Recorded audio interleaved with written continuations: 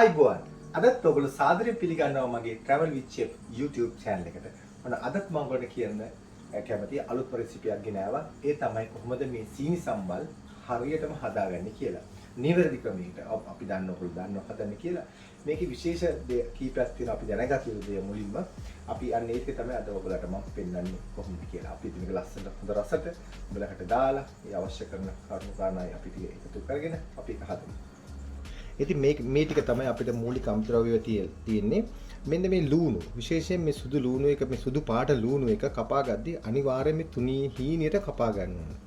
ඉතින් මේකේ වැදගත්ම කරුණ ඒක තමයි මේ වගේ හීනියට කැපුරු නැති වුණොත් ගොඩක් ලොකු කෑලි වලින් තමයි හැදෙන්නේ. එතකොට මේ සීනි සම්බල් එකේ ඇත්තට ලස්සන පෙනුමක් එන්නේ නැහැ. ඒ ඊළඟට ඒක ගොඩක් වෙලාත් යනවා මේක මේ උයා ගන්න. ඉතින් ඒක නිසා මේක හරි වැදගත් වෙන්නේ මේ වගේ හීනියට මේ කපාගෙන තියාගන්න ඕනේ. ඉතින් සීනි සම්බල් හදද්දී යන්නේ මේ විදිහට තමයි මේ ලුණු කපා ගන්න. ඊළඟට අපිට අවශ්‍ය වෙන කරපිංච, ඊළඟ රම්පය අවශ්‍ය වෙනවා. ඊළඟට කුරුඳු පොතු අවශ්‍ය තියෙනවා මෙතන. ඊළඟට මේ මිරිස් තියෙනවා මෙතන කපාගෙන කොළ පාට මිරිස් එක. ඊළඟට මෙතන එන්සල් කරාබ්නේටි තියෙනවා. මතක ඇතුව මේක තලා ගන්න ඕනේ තමයි. තලාගෙන ගන්න. එතකොට තමයි මේකේ සුවඳ වැඩියක් වෙන්නේ. නැත්නම් නිකන් දාන්නට වඩා. ඊළඟ ලුණු තියෙනවා. අද උඹලකට මම දාන මේකට උඹලකට ටේබල් ස්පූන් එකක් වගේ මේ ප්‍රමාණයට. ඊළඟට වැදගත්ම තව එකක් තමයි මේ සියඹලා. මේ සියඹල එක මම අරගෙන තියෙන්නේ මම විදේශ රටකින් නිසා මට මේක හොඳට මේ ඇට නැති එක තමයි හම්බුනේ. ඒ නිසා මේ වගේ ප්‍රමාණයක මේ ටේබල් ස්පූන් දෙකක ප්‍රමාණයක අපි දානවා. ඇත්තටම මේකේ රස තියෙන්නේ ඇඹුල් ගතියක් ආවහම තමයි. ඊළඟ ලුණු තියෙනවා. මිරිස් කුඩු තියෙනවා, කහ කුඩු තියෙනවා. ඉතින් කහ කුඩු අපි ස්වල්පයක් එකට එකතු කරනවා ඒ පාටත් එක්ක ලස්සනට එන්න. ඊළඟට අපිට අවශ්‍ය වෙනවා මේ කුයා ගන්න තෙල්. ඉතින් මේ ටික තමයි මූලික වශයෙන් අපිට අවශ්‍ය වෙන්නේ. අපි දැන් එන හදාගමු. ඉතින් අපි මුලින්ම මේ වගේ තෙල් ස්වල්පයක් දාගමු. ඒ දාලා අපිට අනිවාර්යයෙන්ම මේ තෙල් ටික රත් වෙලා තියෙන්නේ. ඊට පස්සේ මේකට එකතු කරගමු ඉස්සෙල්ලම මේ ලුණු ටික.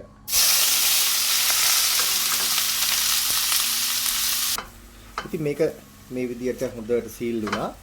ඉතින් මේක මේ ආකාරයෙන් හොඳට මෙහෙම කවලම් වෙනකොට දැන් අපි එකතු කරනවා මම මේකට ලුණු එකතු කරනවා. ගොඩාක් ලුණු එකතු කරන්න එපා. පස්සේ අපිට පුළුවන් ඒක කරන්න. ඊළඟට මම සියඹල ටික මම මේක වතුරෙන් හොදන්නේ නැහැ. මොකද වතුර ගතිය තවත් වැඩි වෙන නිසා මම මේක දැම්ම දානවා. මොකද ඒ තියෙන මේකත් එක්ක තියෙන තෙතමනියත් එක්ක මේක හොඳටම දියරලා යාවි. ඊළඟට මට අවශ්‍ය වෙනවා මෙන්න මේ මම කලින් පෙන්නපු විදිහට කුරුදු කම්පේ කරපිංච මේ සියල්ලම එකට එකතු කරනවා. ඒකතු කළා මේක හොඳට මේ වගේ කවලම් කරලා මේ විදිහට මම වහලා මේක තියෙන විනාඩි 10ක් විතර දෙලා සැරෙන් සැරේ මම මේක මේ අරලා බලන්න ඕනේ. බැලන ගමන් මොකද අඩිය අල්ලන්න දෙන්න එපා. ඒක තමයි ඊට පස්සේ ඉතුරු ටික අපි පසුව එකතු කරනවා. දැනට මේ විදිහට මේ ආකාරයෙන් තියෙන ඇරලා මේ වගේ වහලා තියෙනවා. ඊතරේ මම මේක මේ වගේ අවලම් කරා. දැන් මේක හොඳට දැන් ඔයාලට පේනවා ඇති මේකේ දැන් අඩිය අල්ලන්නත් ළඟයි. දැන් ගොඩාක් ලුණු ටික තැම්බිලා තියෙනවා. දැන් මම මේකට එකතු කරනවා මගේ මේ උඹල කඩ පිටි. උඹල කඩ එකතු කරනවා. ඊළඟට මම සලාගත්ත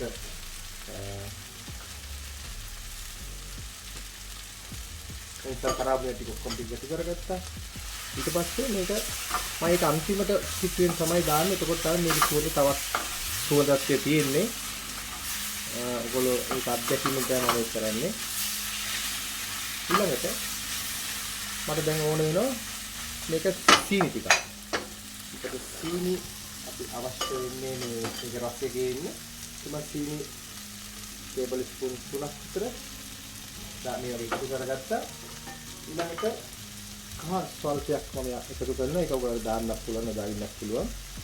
යාන්තම් වගේ. ඊළඟට අපිට එකතු කරනවා මිරිස් කුඩු මේ විදිහට. ගොඩට දැවිලා තියෙන නිසා ඒක ඔයගොල්ලෝ බලලා ඒ ප්‍රමාණය එකතු කරගන්න. ඊළඟට මේ හොඳට මේ විදිහට තියෙද්දි සීනි ටිකක් කැරමල් වෙන්න ගන්න තියන්න. නැත්තම් ඒව අවශ්‍ය නැහැ මේ ගන්න තියෙද්දි ඊට පස්සේ පුළුවන් වාට මේක හොඳට නැවත වතාවක් කලවම් කරගන්න.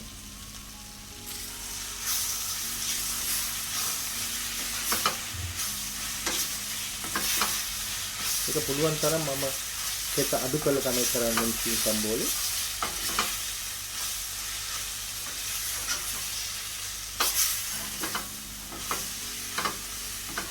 මිරිස් කුඩු තවටයක් මම එකතු කරන එක පොඩ්ඩකින් ඔබ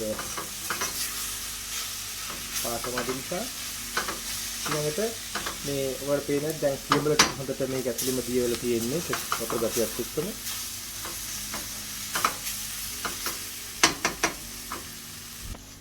ඉතින් මම මිරිස් කුඩු තව පොඩ්ඩක් වගේ දැම්මා. දැන් ඔයාලට පේන ඇති හොඳට පාට තියෙනවා. ඊට පස්සේ පුළුවන් තරමේ අඩිය හොඳට මේ කලම් කරගත්ති හොඳට කරන්න. ඒ තුනට අඩිය අල්ලනවා. ඉතින් මට ඕනේ මේක ටිකක් වේලලා ගන්න. ඉතින් ඒකයි මම මෙච්චර දේවල් කරන්නේ මෙහෙම තියාගෙන. ඒවලටත් මේ විදිහට කරනවා. ඔයාලට පේන ඇති හොඳට හැම දෙයක්ම තියෙනවා. ඊළඟට මේ පැත්තම හරි අපටම හරි සුවඳයි. මොකද මේකේ දාපු කුළු බඩුත් එක්ක ඒ සුවඳ හරියටම තියෙනවා. දැන් මේක හොඳට මැටි මේ විදිහට හදාගත්තා. මොකද මේකට වඩා මේක කරන්න බෑ මීටේ හදලා. දැන් හොඳට වේලිලා තියෙන්නේ. දැන් මේක තව ටිකක් කළා විනාඩි 10ක් 15ක් වෙනම තිබ්බන් පස්සේ ලිපෙන් අයින් කළා. මේක තව ටිකක් හොඳට වේලෙනවා. ඉතින් මම මෙච්චරයි කරන්නේ. දැන් මේක වහන්න මුකුත් ඕනේ නැහැ. ලිප් ඕෆ් කරා. මම මේක පොඩ්ඩකින් ඔයගලන්ට පෙන්වන්න කොහොමද මේක ආවේ කියලා.